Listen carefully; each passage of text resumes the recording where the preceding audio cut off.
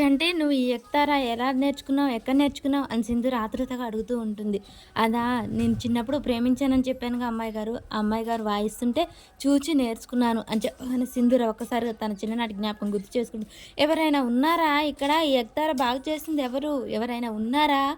అని చెప్పేసి సింధూర చిన్నప్పుడు పిలుస్తూ ఉంటుంది. అది గుర్తు చేసుకొని అలా ఆ అమ్మాయి గారు ఎక్తారా నేను బాగు చేసిచ్చాను. అందుకని నాకు ఈ ఎక్తారాన్ని వాయించడం వచ్చింది అమ్మాయి గారు అని చెప్పేసి సింధూరకు చెప్తూ ఉంటుంది. సింధూర మాత్రం అలాగే చూస్తూ ఉంటుంది. చంటి అమ్మ సింధూర కాఫీ తేలేదేంటమ్మా అని చెప్పగానే మర్చిపోయాను మామయ్య గారు ఇప్పుడు తెస్తాను అని చెప్పేసి సింధూర మాత్రం చంటి వైపే చూస్తూ ఇక తన చిన్నప్పటి ఆలోచనలు ఆలోచించుకుంటూ వెళ్ళిపోతూ ఉంటుంది.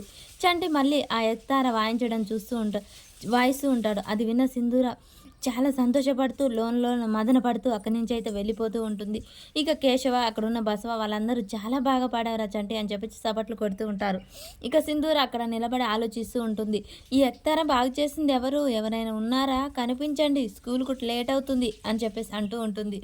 ఇక సింధూర ఆలోచనలో ఆలోచిస్తుండగానే చంటి అక్కడికి వచ్చి అమ్మాయి గారు ఏంటమ్మాయి గారు ఎక్కువగా ఆలోచించకండి, తల నొప్పిగా వస్తుంది, సరే నేను వెళ్తున్నాను అని వెళ్ళిపోతూ ఉండగానే చంటి ఆగు ఒక్క నిమిషం.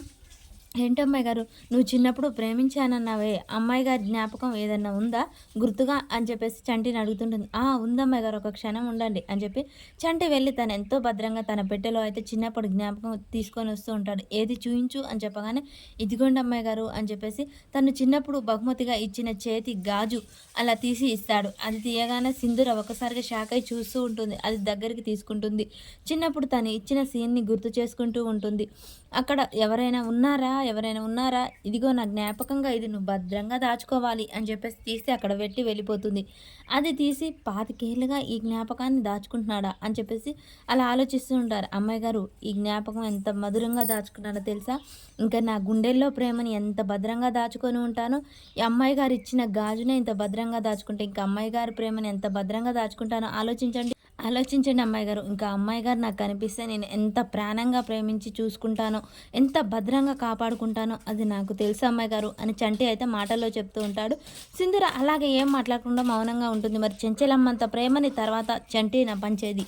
సింధూర ఇక చంటిని పెళ్లి చేసుకోవడానికి ఒప్పుకుంటుందా, అసలు ఏం జరుగుతుంది అనేది ముందు ఎపిసోడ్లో తెలుస్తుంది ఫ్రెండ్స్. మన వీడియో నచ్చినట్టయితే లైక్ చేయండి, షేర్ చేయండి, కామెంట్ చేయడం మర్చిపోకండి.